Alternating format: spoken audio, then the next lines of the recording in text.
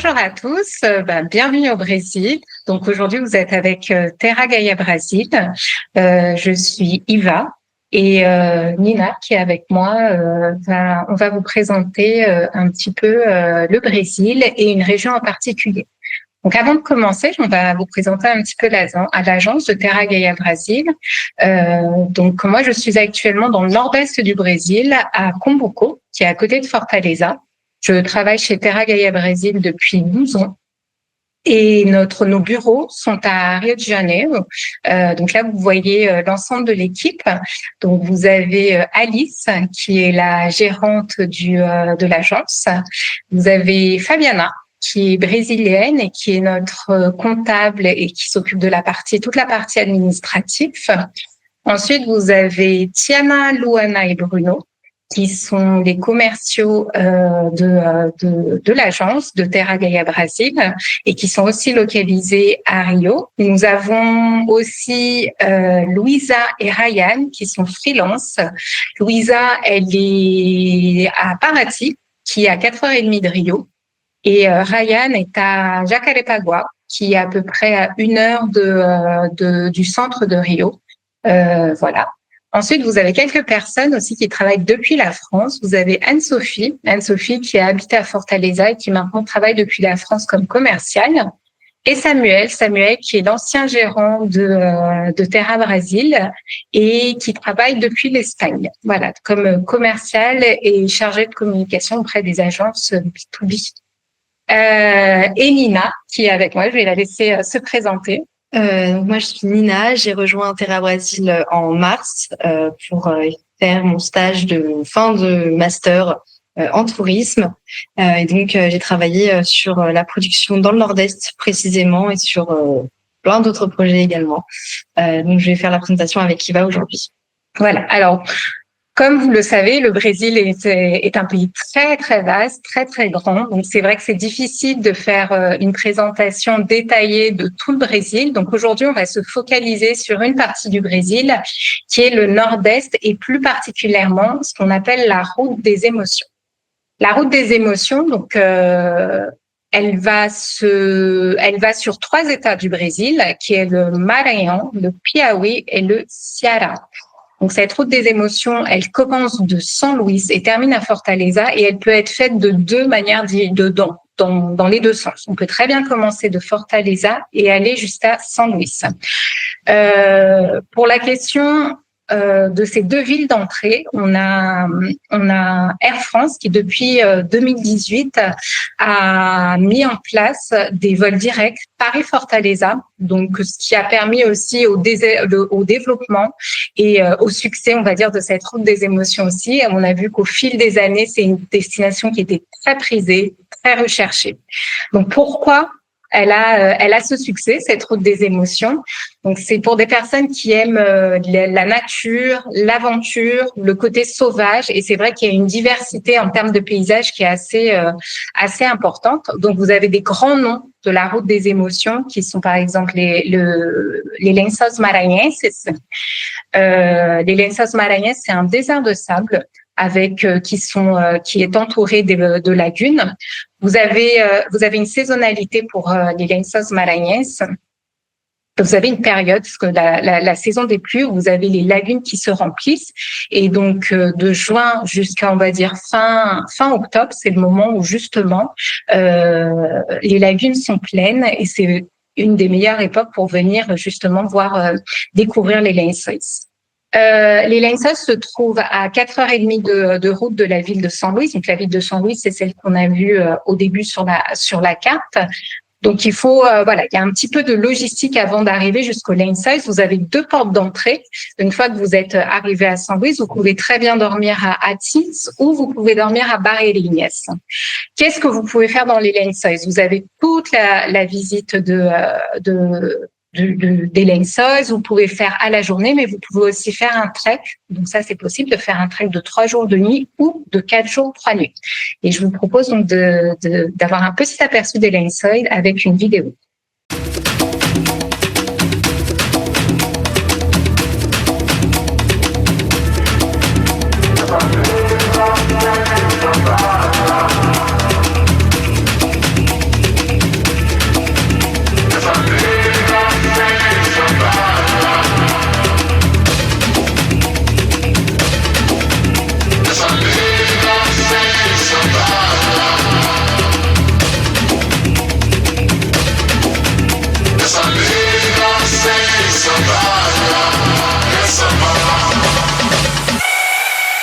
Ensuite, une autre destination phare de la route des émotions, vous avez le delta de Parnaíba. Donc le delta de Parnaíba, vous changez de décor, vous sortez un petit peu du littoral du nord-est. Vous changez de paysage aussi, donc vous partez un petit peu un peu plus loin de la mer, et là vous êtes face à un décor un peu plus sauvage. Vous naviguez au milieu du Rio Preguiça, et c'est vrai que c'est une belle parenthèse justement sur cette route des émotions en termes de diversité de faune et de flore. Donc c'est vrai que vous sortez de ce désert de sable pour ensuite rejoindre la mangrove, le fleuve, et donc là vous avez plusieurs activités comme l'envol des ibis qui est très prisé, très recherché dans le delta de Parnaíba. Vous avez aussi le safari nocturne et vous avez toutes les balades en bateau que vous pouvez faire dans des pirogues, dans des bateaux à moteur aussi. Et là vous pourrez voir des singes, vous pouvez voir pas mal d'oiseaux aussi. Donc c'est une belle diversité. Donc je vous propose aussi de regarder une vidéo pour avoir un petit aperçu du delta.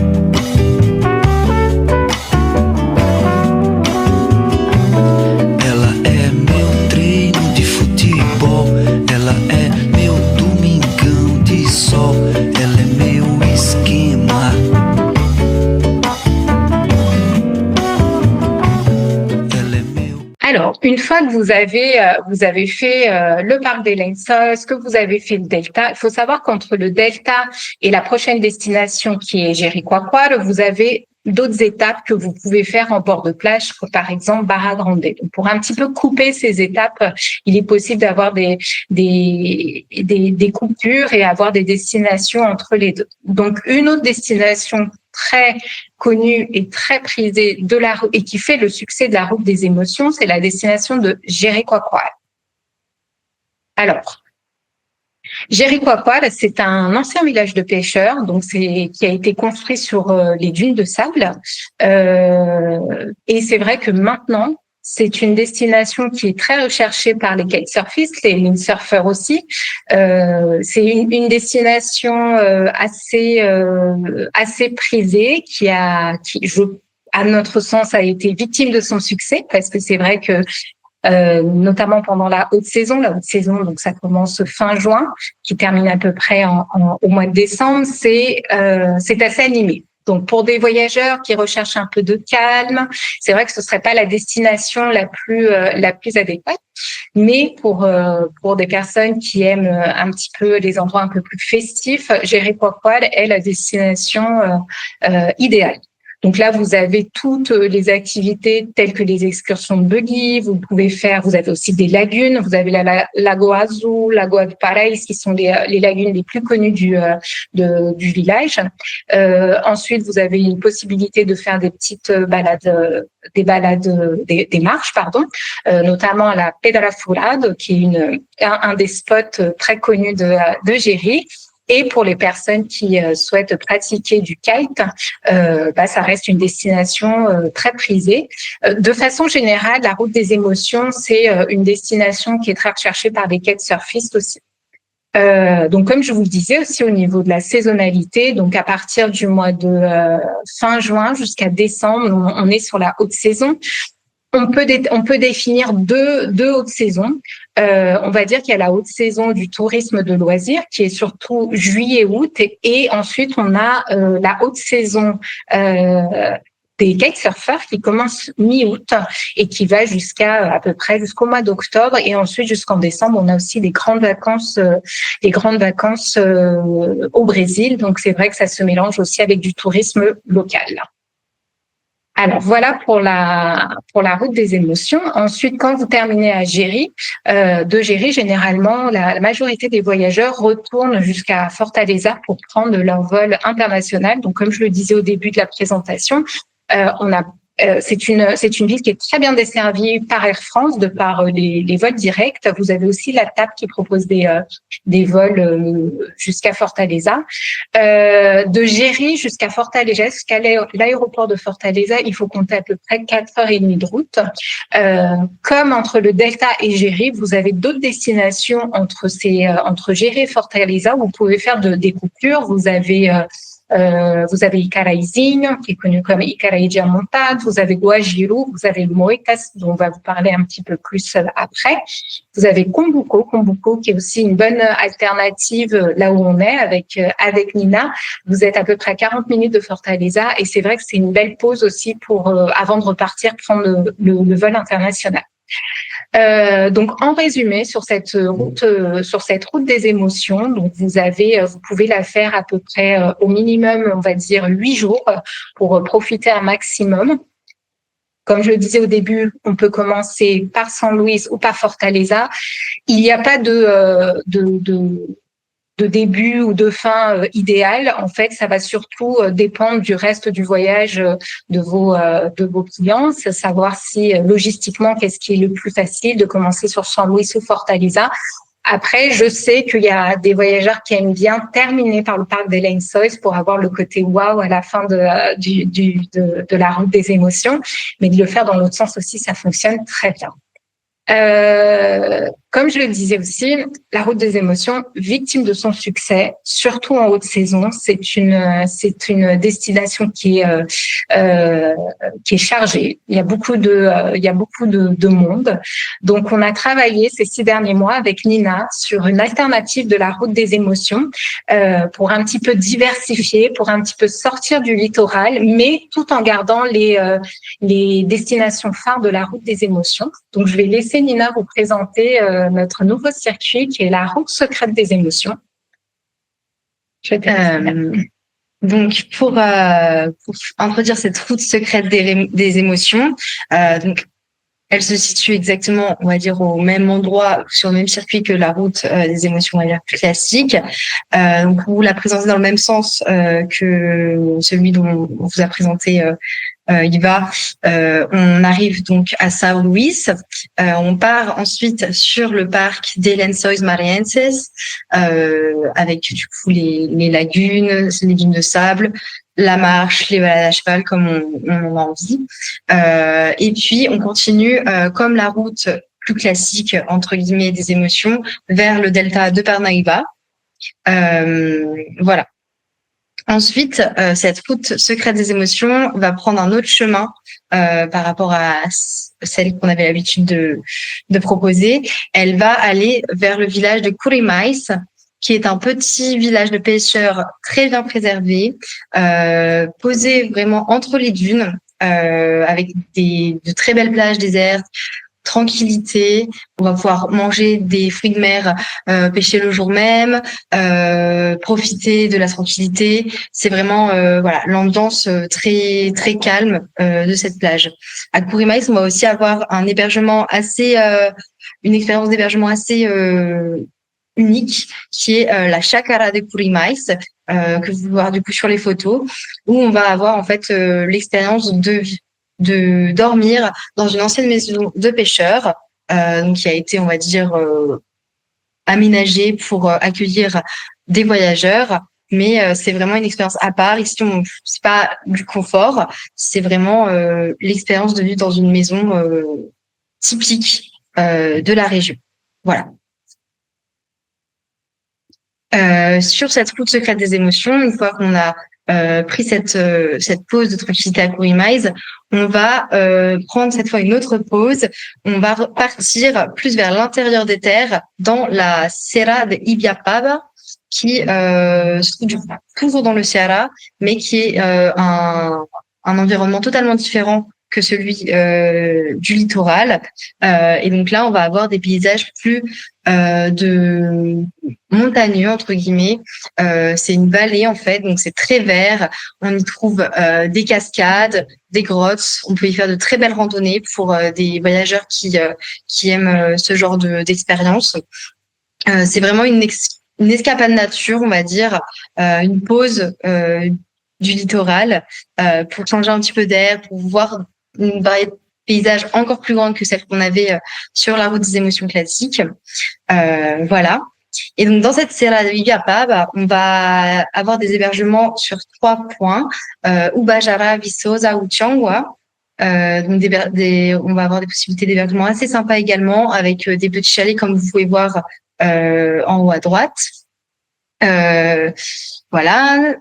Et dans ces villages, on va aussi, notamment à Viçosa, on va avoir des expériences plus culturelles. Donc, on va avoir le côté nature avec les randonnées, les beaux paysages, et le côté culturel avec notamment le village de Viçosa où on va pouvoir faire la visite des Engenhos de Rapadura, qui est une friandise, on va dire, locale à base de sucre de canne. Donc là, on va pouvoir voir la démonstration de la fabrication de la rapadura dans l'Engenho, qui est en fait un moulin, on va dire, à rapadura. Et on va avoir aussi la Casa de la Cachaça. Donc là, c'est la visite de la maison de la Cachaça, avec l'histoire de cette maison, de la famille qui vit là. Voilà, la possibilité de goûter quelques cachaça de la région. Voilà. Pour vous donner un petit peu une idée de l'ambiance de la Serra Igapá, on propose également de voir une petite vidéo.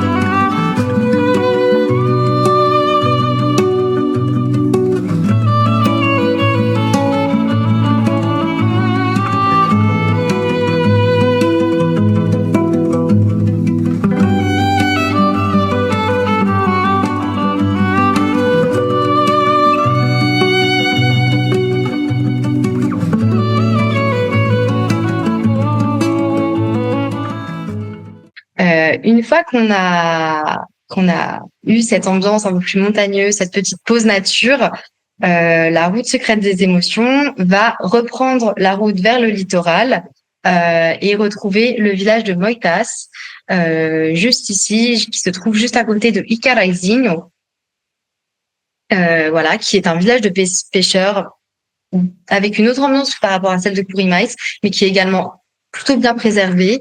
Là, on va avoir du coup de très belles plages, encore une fois, la possibilité d'avoir de faire des passeos de kayak ou de paddle, notamment le long des mangroves, puisqu'il y a un fleuve qui arrive également proche de Moitas. Il y a ici aussi également des lagunes proches du village où il est possible d'aller faire un tour en buggy vers la lagune, se baigner et passer la journée là-bas. Et à Moitas, on va également avoir une réelle immersion dans la culture cearense, notamment avec la possibilité de rencontrer une céramiste qui est Dona Rosa, qui va en fait inviter les voyageurs à découvrir son activité, montrer son activité de céramiste. Et en fait, cette activité se déroule dans sa maison, enfin son atelier qui est dans sa maison. Donc, c'est vraiment une immersion chez l'habitant, entre guillemets, avec une très authentique. Elle va aussi montrer son berger, préparer une tapioca avec un café pour les visiteurs. Donc, c'est vraiment une très jolie expérience qui sort de l'ordinaire pour des voyageurs qui sont en recherche de ce type de rencontre. Là aussi, également, on a une petite vidéo à vous montrer de cette expérience en particulier.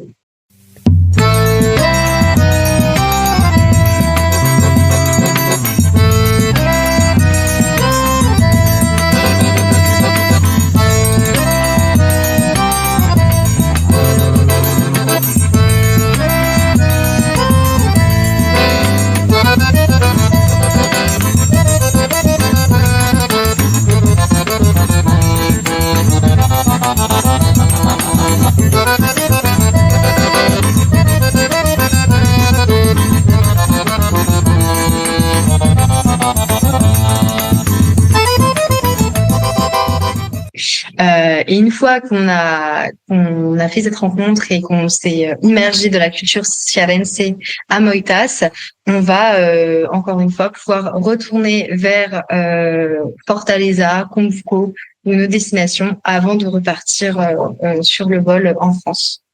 Ouais.